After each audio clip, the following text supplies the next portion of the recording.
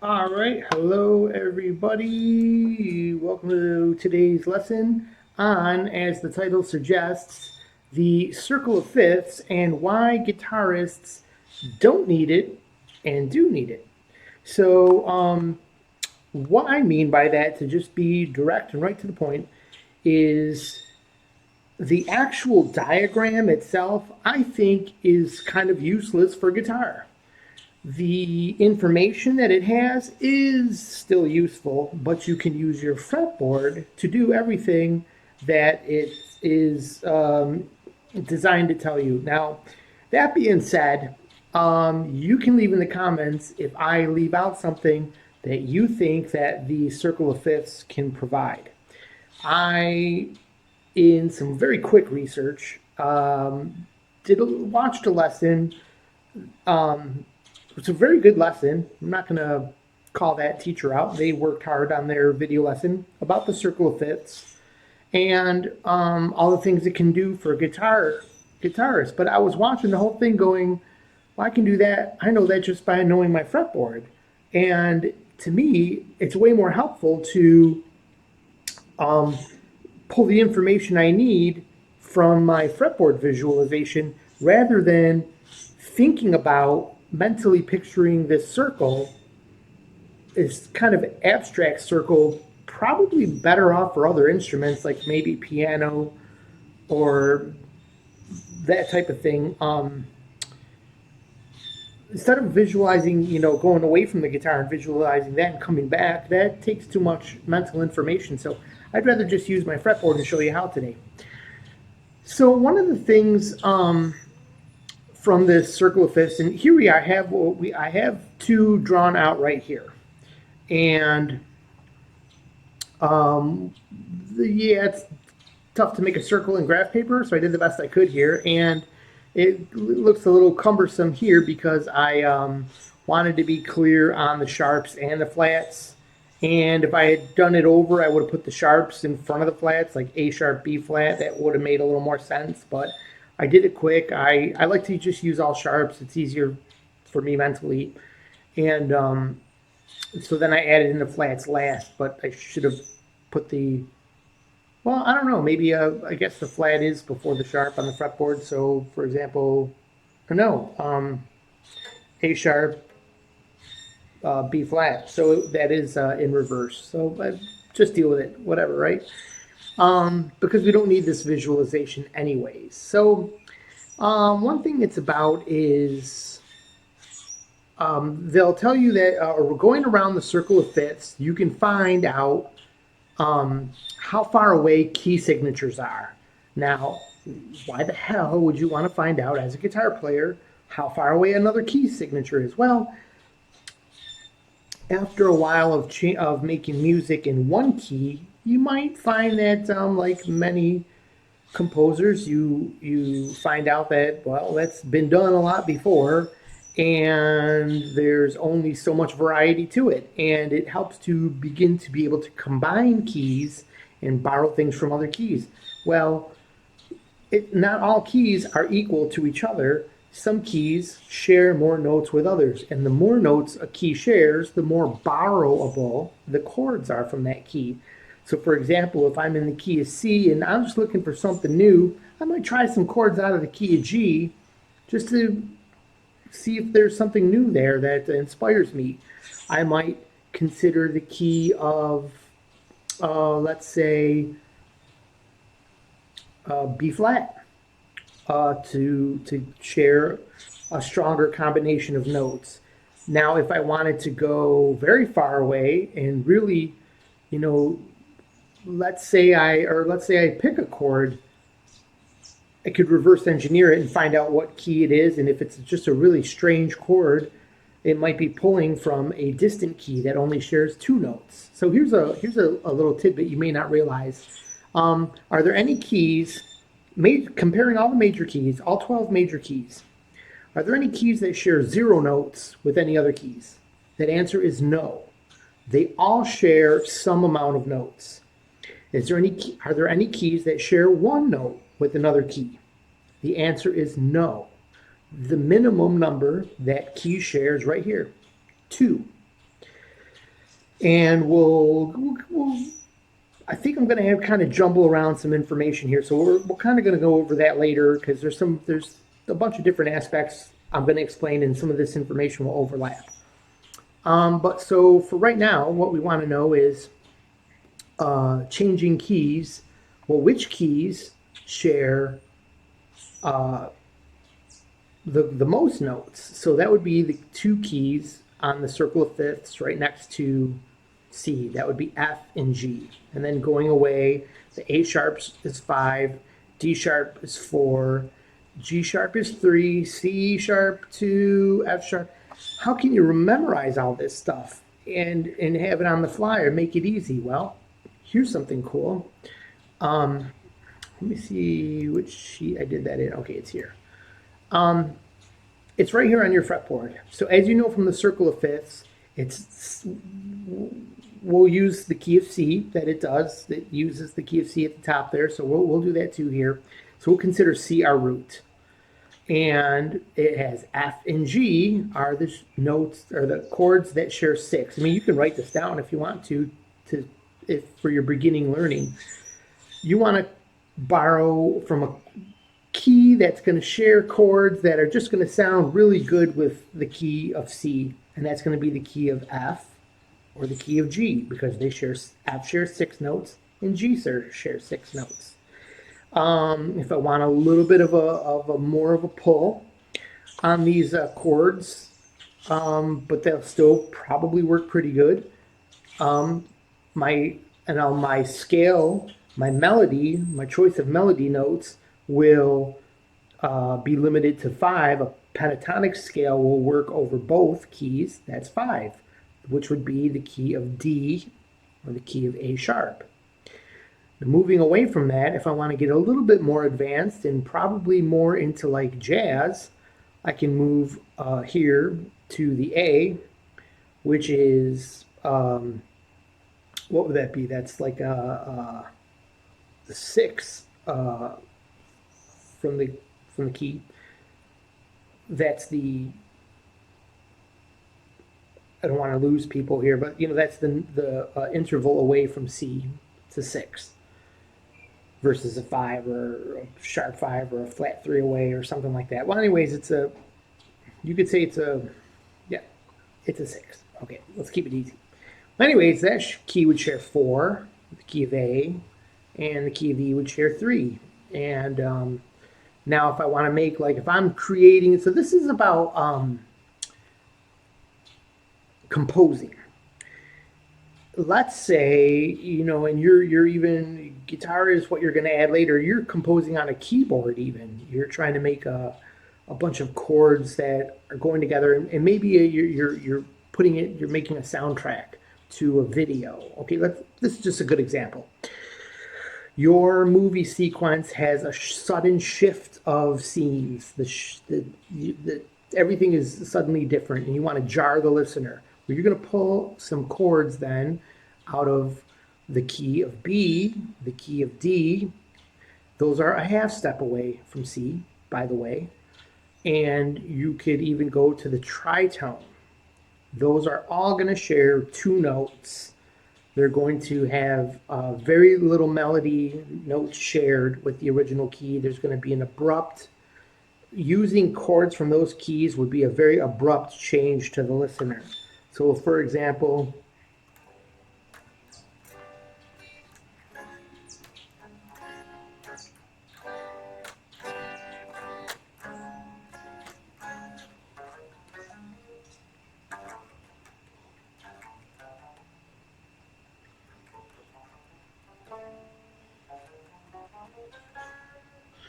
as you can see by playing the scales, they didn't sound very good together, but there was a cool sound when you played the chords together. I could do something with that probably. They sounded weird together. They didn't sound as congruent to, say,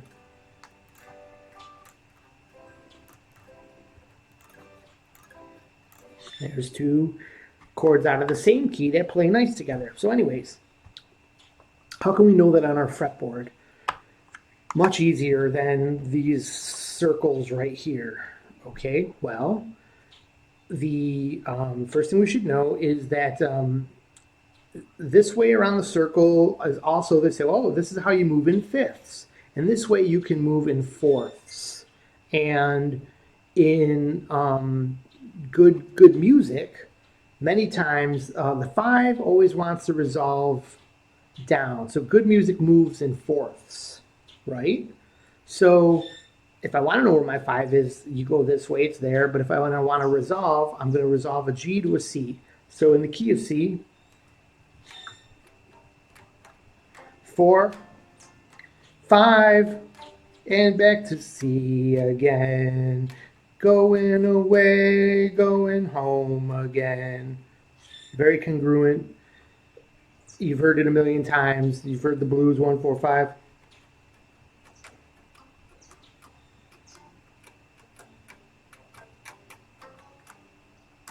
To the 5 and back to 1. Okay, so that is the example of 5 and 1. But how can we know that on our fretboard? Well, if you move this way on the fretboard, and I'm going to show you this more clearly in another diagram, but if we move up, so you see my plus sign here going from the green C here to moving up, that's moving in a fourth. If I play the F, that's a fourth. If I go play the B flat below that, oh yeah, that's another moving in fourth, and then moving in a fourth. So if I want to move in a fifth from C,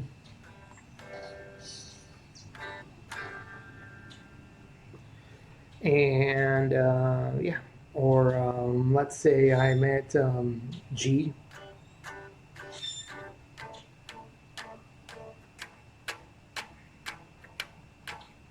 I just moved in fives just by going up, straight up, fives, straight down is 4 on your guitar. So that being said, if I wanted to go around the circle of fifths on guitar, or I wanted to, maybe my purpose is to know, like, hey, I want to know, like, where's my key that shares 6, where's my key that shares, how far away is this note if I choose, if I want to know all that information, it's, watch this. C, G, D, A, E, B. Let me show you like this. Let's take a closer look at my fretboard here.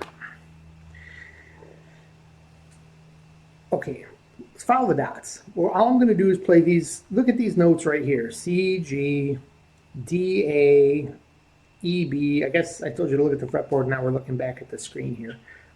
C and G, D and A, E and B, F and C, G and D.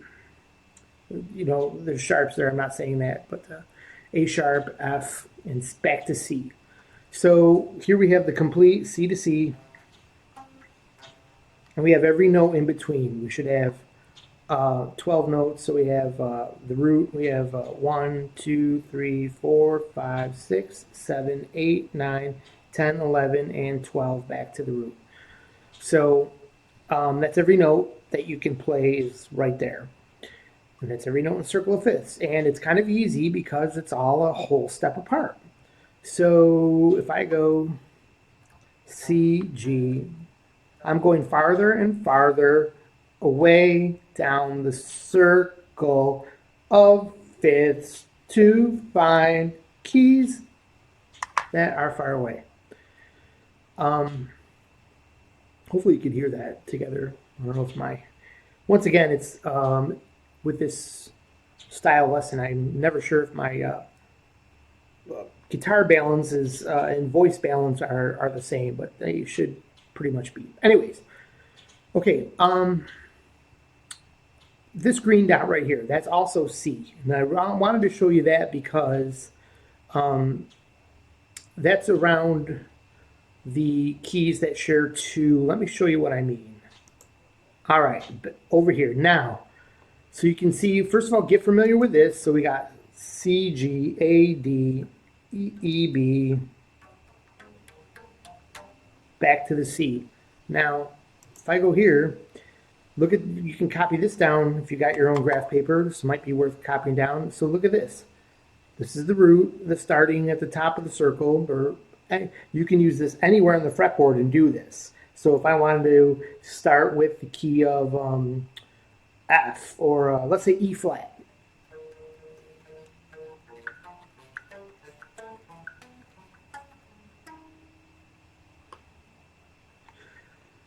But anyways, from C, we've got the root C.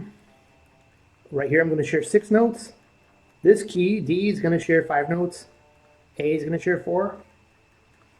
This is going to share 3. This is going to share 2, 2, 2. Then I start reversing. 3, 4, 5, 6, root.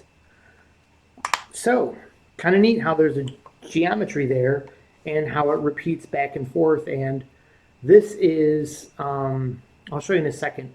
This is another example. I had this on the other page of how it's listed in the circle of fifths, but that's not how it is on your guitar fretboard. Your guitar fretboard, you can also just put this out linearly and understand this chord shape too. What I should have done, I shouldn't have put this way. You know what? Let me try. It would be 2. This would be 2, and then this would be 5, 4, 3.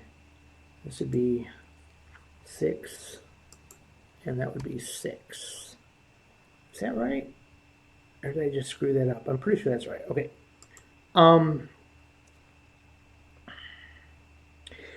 This right here, it makes this neat little circle on the guitar, or it also makes a circle.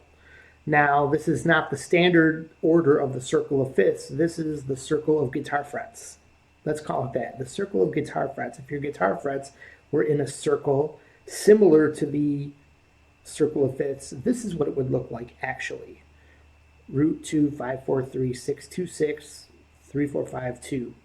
Or root 2, 5, 4, 3, 6, 2, 6, blah, blah, blah. So this wouldn't be G and F anymore. The 6 is G and F. But we're not really, you don't need to think about this like that. What we're trying to show you too is you could even do the same thing as this here, this circle of fifths pathway here. Root 6, 5, 4, 3, 2. This shares 2, this shares 2, this shares 3, this shares 4, shares 5, shares 6, back to the root. You can just do right up your fretboard too. So if I'm here on C once again, C sharp shares 2, D is 5, D sharp is 4, E is 3, F is 6, which is the fourth of C, the fourth and the fifth. Those 1, 4, 5 chord progression, what do you know? They share the most notes. 4 and 5 share. That's why they sound so good together. They share the most notes if you actually use them to change keys. So anyways, so that was root 2, 5, 4, 3, 6, 2, 6, 3, 4, 5, 2, root. So what you see here is wherever the root is, if I go, and now we're in this little idea here. I'll move that around so you guys can train your eye on that. If I'm at a root, any root anywhere, but here where you see half step down shares 2 notes. A half step up shares 2 notes, meaning the key, if I move to,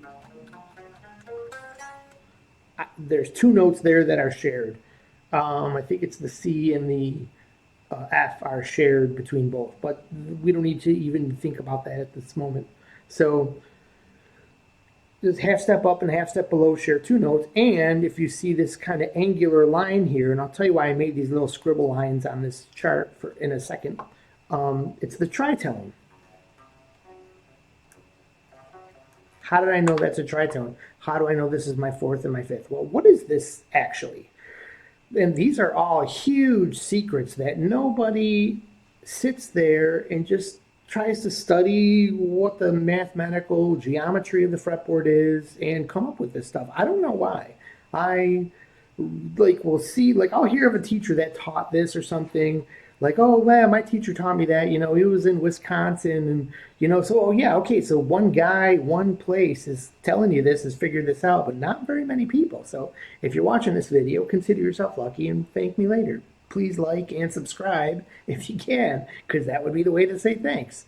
All right, so let's push this channel over 1,000. I think it deserves it, or well, I don't want to say it deserves it. That sounds like entitlement. So, shit, I think that's pretty valuable information. So here we go. Let's stay on course here. Notice this above and below, which is the interval of a fourth and a fifth. These are the intervals around. This is oh yeah, this is where we were going. What is this? This is a fretboard cluster. It is not exactly similar to the fretboard navigation cluster, which is this square of notes that always exists. That this is the very first video you've ever seen on my channel, definitely watch my videos on how to get across the fretboard, because it uses a little square of notes like that, which is also a cluster of the only notes on the fretboard. It's just how they are clustered, and knowing a little cluster makes it easy to navigate. But this is another cluster. It's kind of weird because they both exist on the fretboard. There's nothing you can take some time and mull it over mathematically some other time, but or geometrically, I guess would be the word. But this is a cluster that exists on your fretboard wherever you have a root. And notice these lines. Let me draw that kind of on its own there. So what I have here is a line that goes like this for 3 notes. Your tritone row is what I call that. Then you have this little loop, and you have this little loop. Kind of like NXU, the alien code of the fretboard. Now, why do I call that? If you flip this over, it stays the same. It's a palindrome, which was remarkable to me when I found that. And those of you who have been through this channel up and down, you've seen me hidden deep in other videos explain this before, but nothing in this new format. So I think this is still pretty worthwhile. So anyways, so going from note to note this way is the tritone row. We have, let's say if we're still with C as our root, the F sharp and F sharp, C, F sharp, C. These notes in this direction on the guitar keep repeating 2 notes, the root and the tritone, which this little shape here is what makes that dominant chord have that, what they call, when you hear the tritone is in there, just look for this shape, because this is the shape when they say tritone. There it is there. I got an arm on a chair here in the way, so I can't get close up.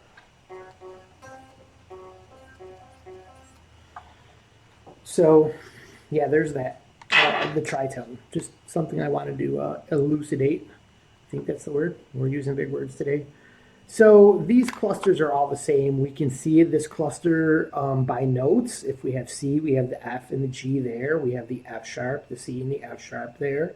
Then over here, we have our pair of sevens, a pair of thirds. So in this helps you when you want to know intervals. Where's my next interval? Hey, I need a flat 7 for this chord. Well, it's there. I need a flat 7 for this melody line. It's there.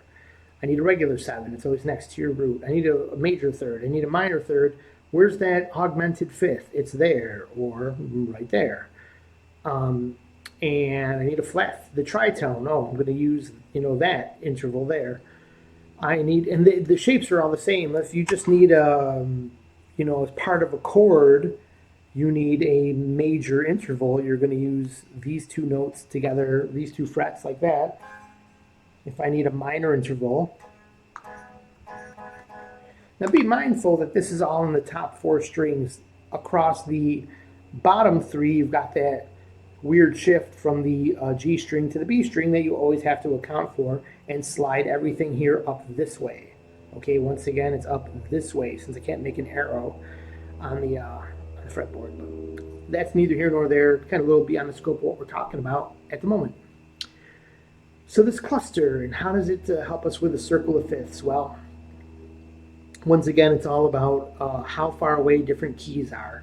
Is one of the things you can figure out with the circle of fifths. This is just an easier way to do it. You can go up the string like this to know, or you can just simply know your cluster too. If I want a scale that shares two notes, I might try my tritone.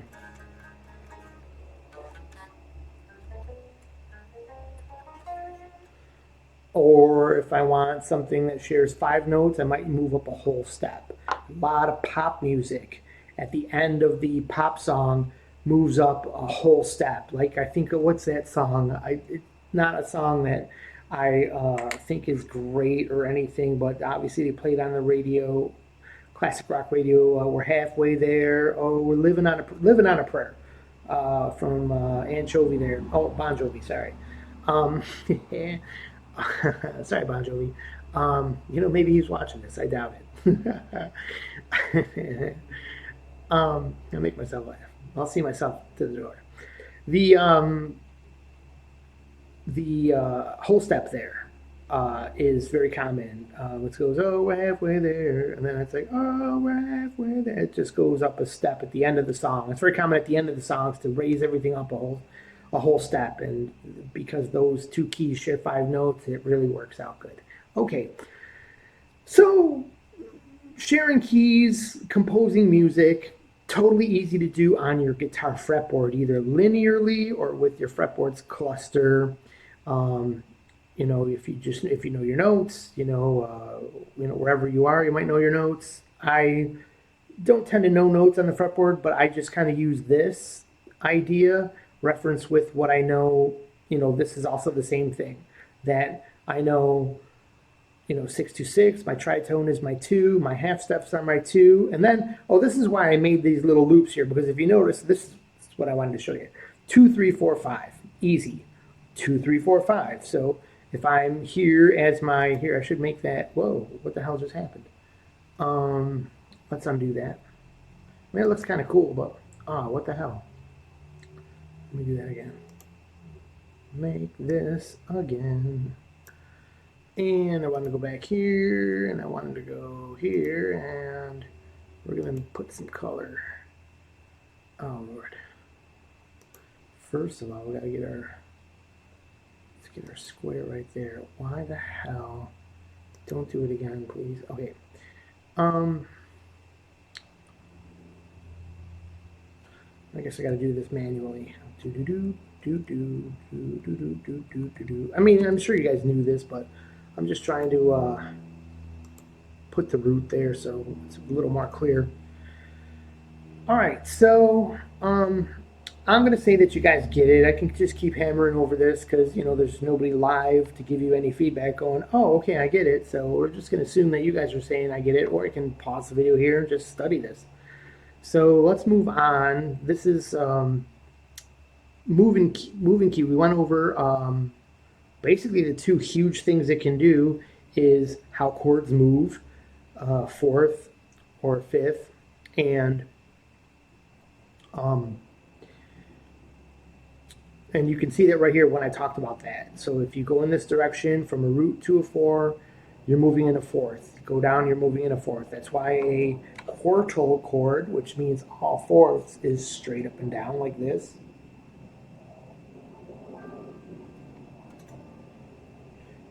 I added this note in because that's the B string shift, but those are all 4, 4, 4, 4.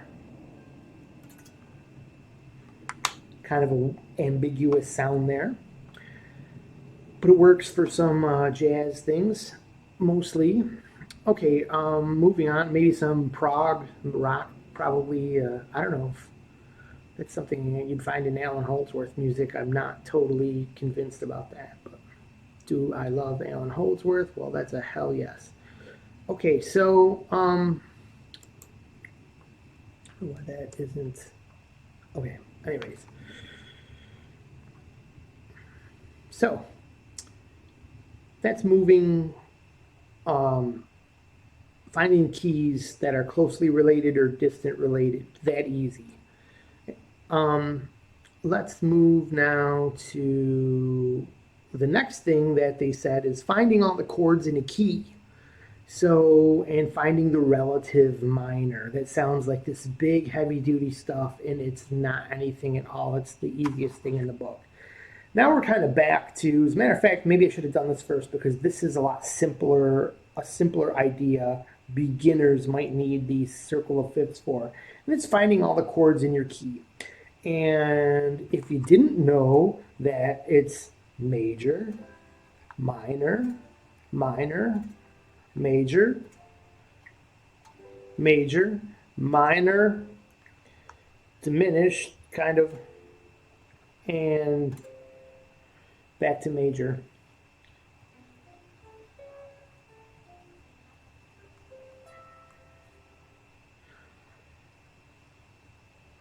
You can know that using the circle of fifths. I don't know. I would just go up the learn it up the fretboard that way. So let's go to this sheet right here. Cool. Now I'm actually going to do something like that. I just did. Major. So you should know this. Minor, minor, and then whoops. Major, major, which is also should put that. That's the dominant seventh. So maybe I'll use a little star to denote that.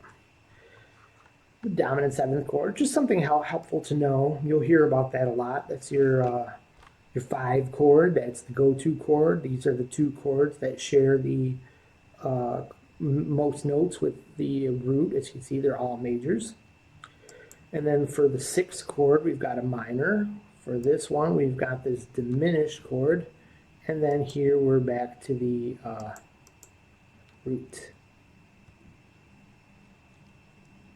which is major. Whoops.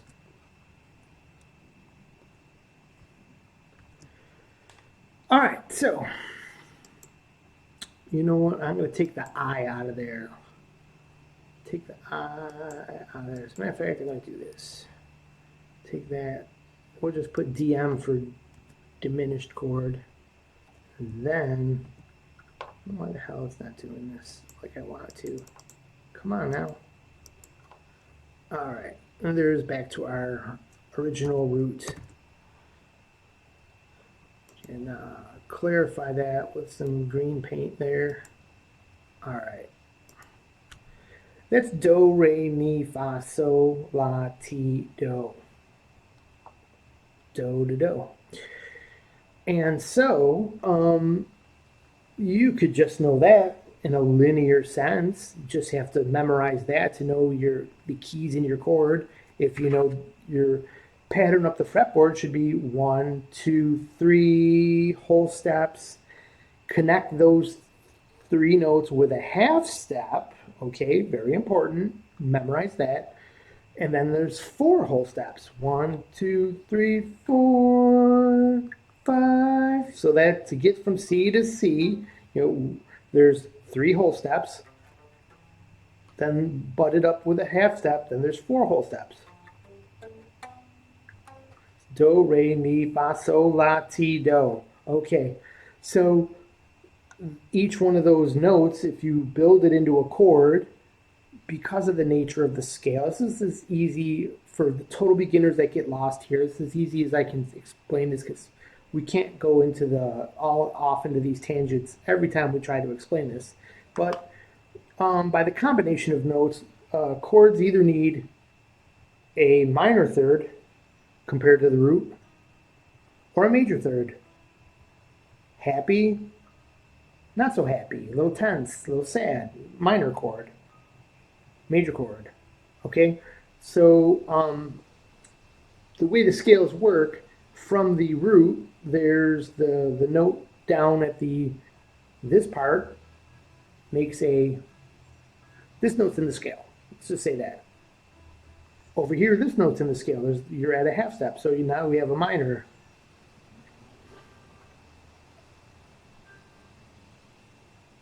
I'm sorry.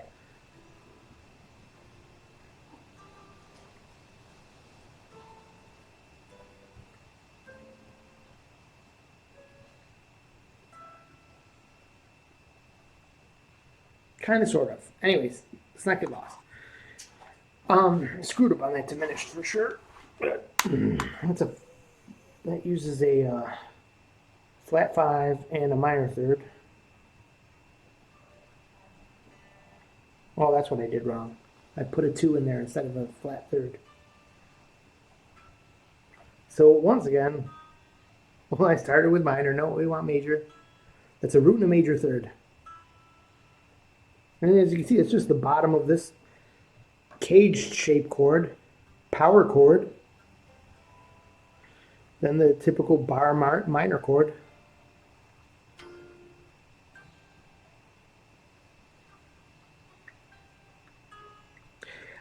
My friends,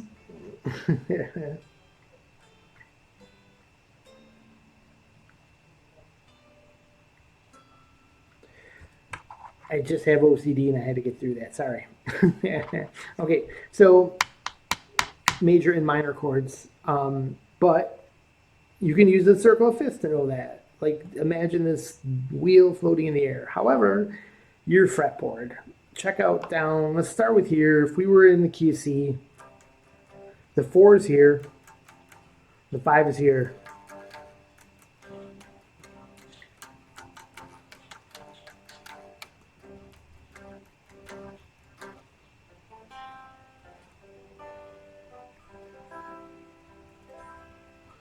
Great. Use some triads that we went over on the last lesson.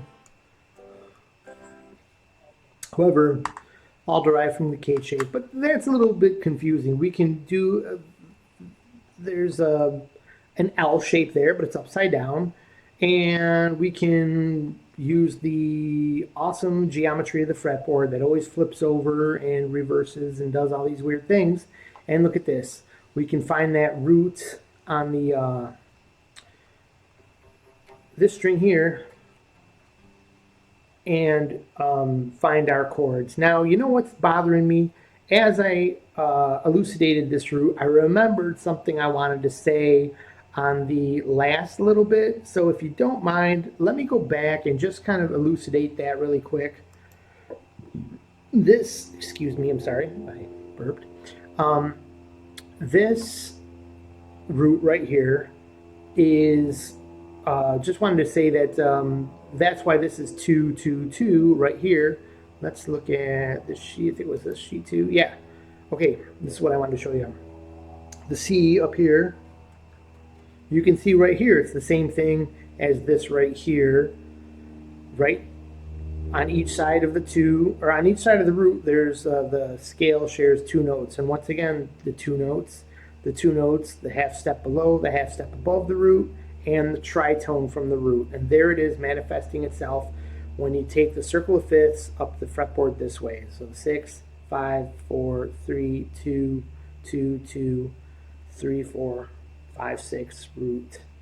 There's of course your G, that's got to be your D, the A, E, B, and C sharp, and F sharp, and on and on. Okay, so got through that. Let's go back to where we were a second ago. Okay, so knowing the chords and the key, look, it's so easy. The green is the major, and the orange is your minor, and the purple is your diminished. And at that moment, you have all 7 keys, all 7 chords in your key very easily. So if I was in the key of C, once again, I'd find the C on the E string. Okay. A little bit out of intonation, I think. But anyways, so major.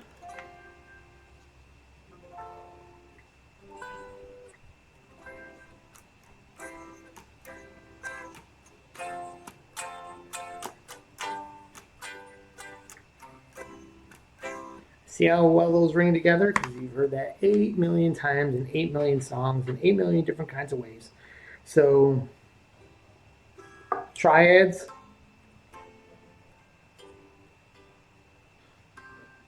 Hear the resolve there, going away with a nice easy step, going as far away, not as far away, the tritone is farther away, but that sounds, tritone is not in the scale, so that sounds out of whack. I mean, there is a tritone in the scale. If you look at this, between the 7 and the 4, that interval is a tritone, but that's the 1 doesn't have a tritone. That would be white note here, which is a note outside the scale. So anyways, once again, 1, 4, 5.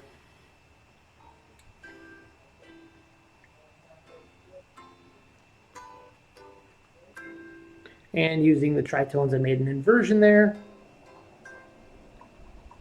Root, 4, 5, root.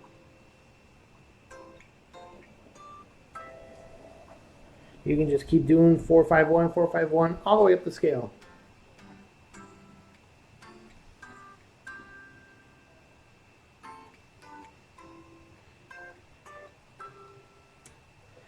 If you start memorizing your fretboard, taking some time, making it simple, and it all becomes very memorable. Okay, so now we have this CFG up here, right? Because that's the top. Now on the circle of fifths diagrams that you'll find online, there's something to it that I couldn't fit on this diagram here. It would have made it too jumbly, too messy. And that is underneath, there's a second circle, and that shows you the minor chord. So you can say, oh, C goes with, directly under the C would be the A minor. So, oh, that's the relative minor. And then there's this D minor there and an E minor there. And how are you going to remember, you know, all these minors related to all these majors? You don't have to do that. You just have to know your fretboard, and it's going to fall in automatically. If I was, I'm just going to go with a random spot. If I was in A flat, yeah, that would be my major. Where's my minor? It's here.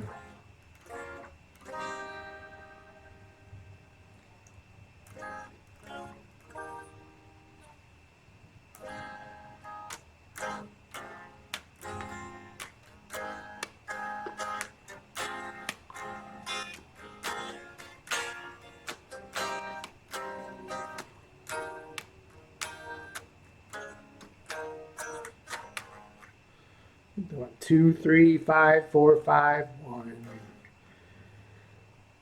There it all is right there.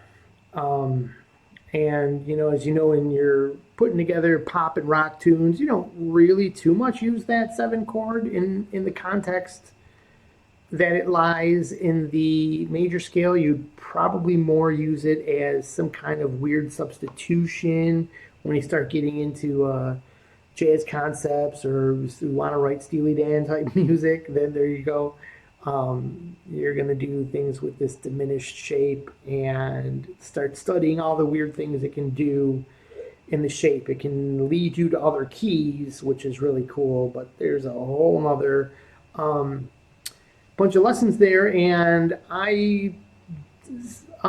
okay, let me skip giving an opinion about anybody else's channel, but Q Jam Tracks is the probably had the most memorable in my memory lesson about the diminished chord and changing keys.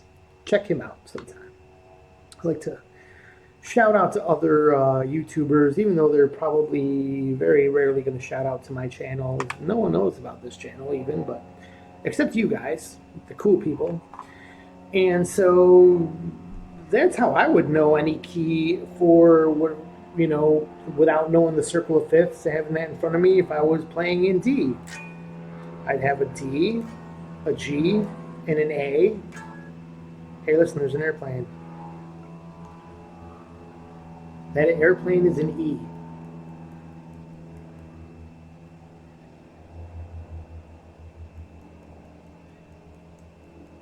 He Dopplered up to F sharp a little bit.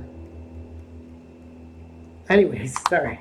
My OCD kicking in again. Anyways, back to where I was saying. If I was in D, you'd have a G and an A. And I want to know the relative minor. So I'd go down here, and it's going to be the B and the E minor and F sharp minor. And G flat minor, whatever you want to call it.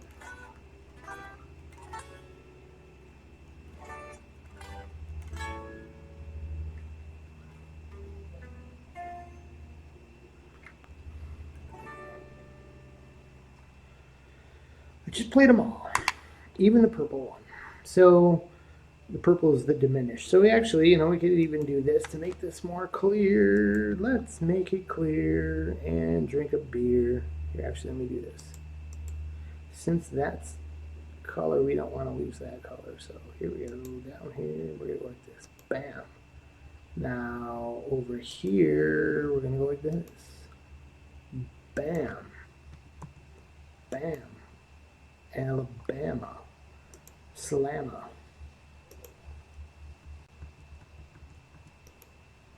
Right?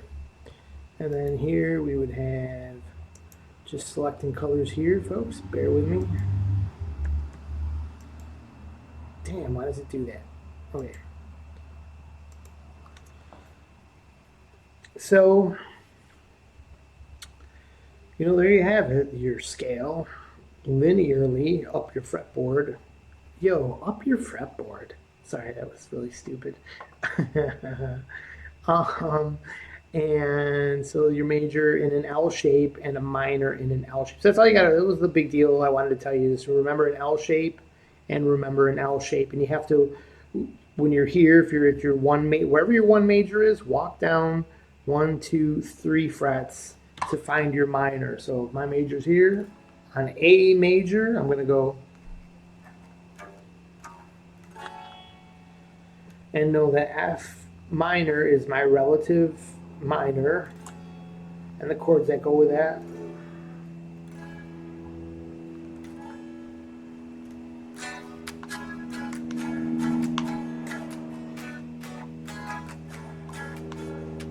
Two, 3, 1, 4, 5, 1, 6, 4, 5, 6,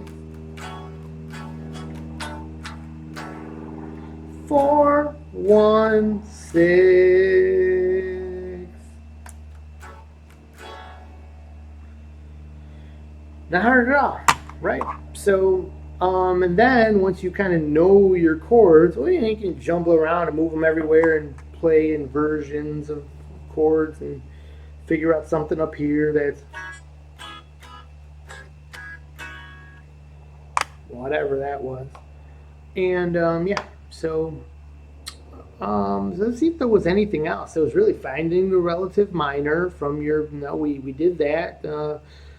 Find your 1, 4, 5. We did that. There's your 1, 4, 5 in an L shape, your relative minor, which is cool because we can see minor also technically works as a 1, 4, 5 if you consider the 6, the relative minor, your new 1. Let's say, well, I'm playing a song in minor, so I'm going to make it, you know, I want to play an F sharp minor. Okay, well, here I am. The 6 is the relative minor. So there's my 2 chord and my 3 chord. What if I want to play in Dorian? Well, you could even know this. Here is going to be, let's turn caps lock on, Ionian. Dorian is minor. Phrygian is minor. From the 3. From the 4 we have Lydian. From the 5 we have Mixolydian. From the 6 we have Aeolian. From the 7 we have Locrian. So we're going to give that a little symbol there. I wish I had a little, could make a little tiny 0 for Locrian, but I'm going to just use that. Just to differentiate it between Lydian, there's Locrian, and then back to, of course, Ionian. So if I wanted to play in Dorian, that's my 2. Oh, here's my 2. So this would be the Dorian chord. I want to play in C Dorian. So here's a C, and here's a minor chord.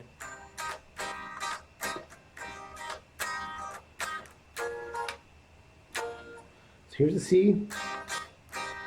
Here's the 1.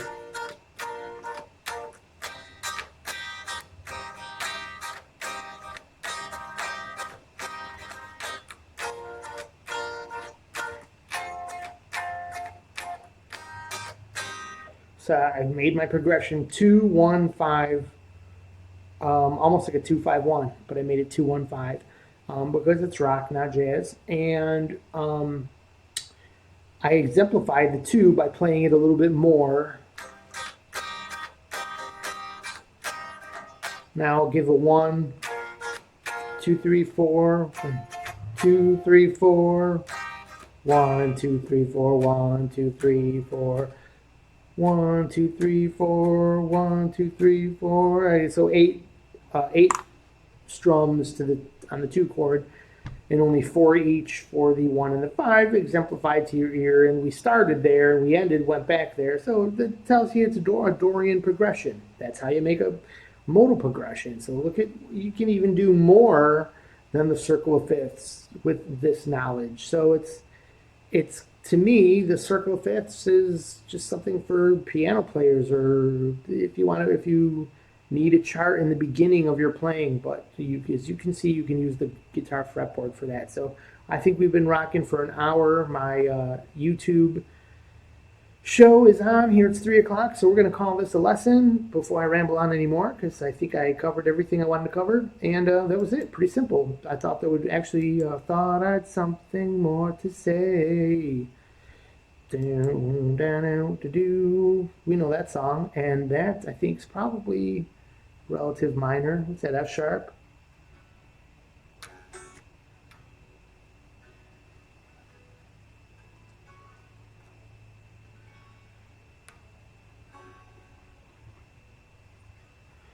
I don't know.